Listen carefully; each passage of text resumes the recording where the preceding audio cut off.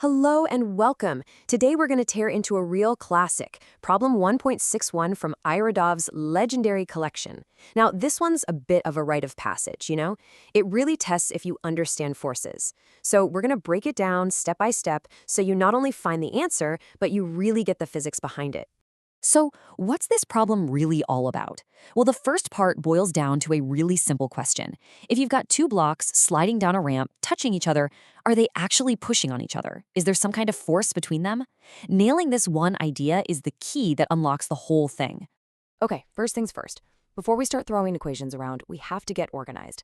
Let's take a minute to really deconstruct the problem, figure out what information we've been given, and what exactly we're trying to find.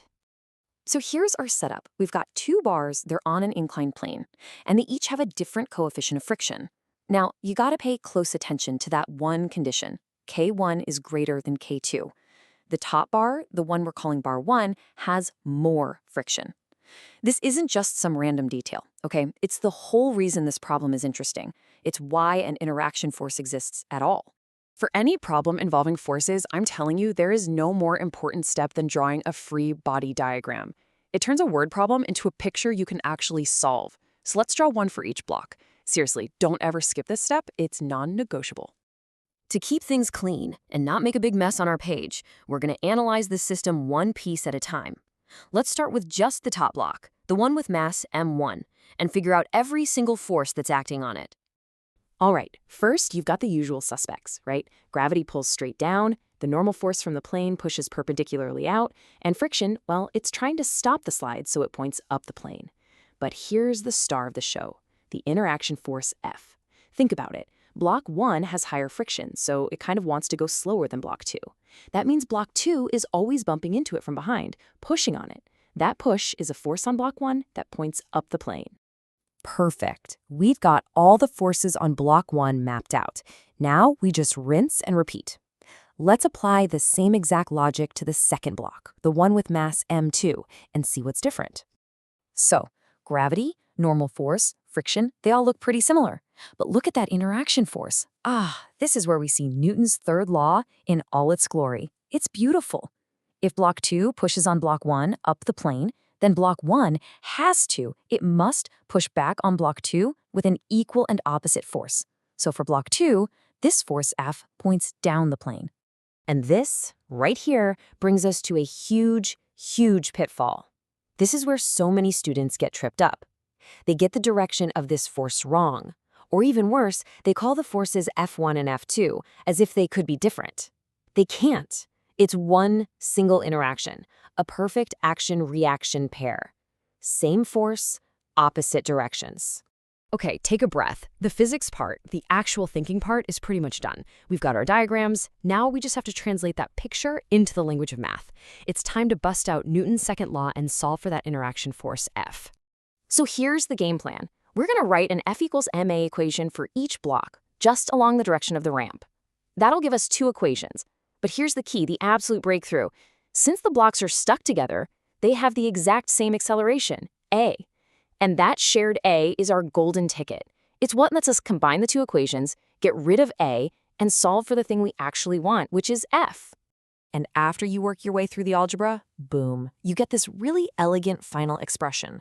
This is it, our answer for part A. This formula is telling us that the force between the blocks depends on the difference in friction, the masses, and that g cosine alpha term, which is just the part of gravity that's perpendicular to the plane. And this is just so cool because the formula perfectly explains the physics. Just look at that term in the numerator, K1 minus K2. The math is screaming at us that this whole force only exists because of the difference in friction. If the coefficients were the same, poof, that term becomes 0, and the whole force disappears. The blocks would just slide down together with no push between them at all. Fantastic. We nailed part A.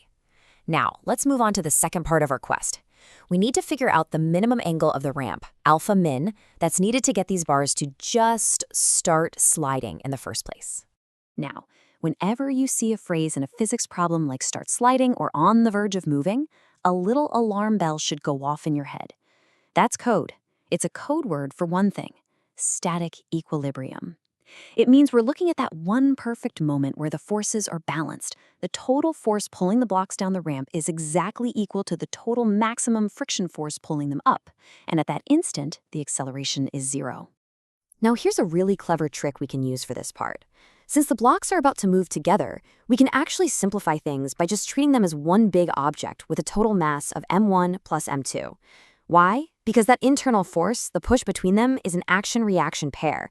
From the outside, looking at the whole system, they just cancel each other out.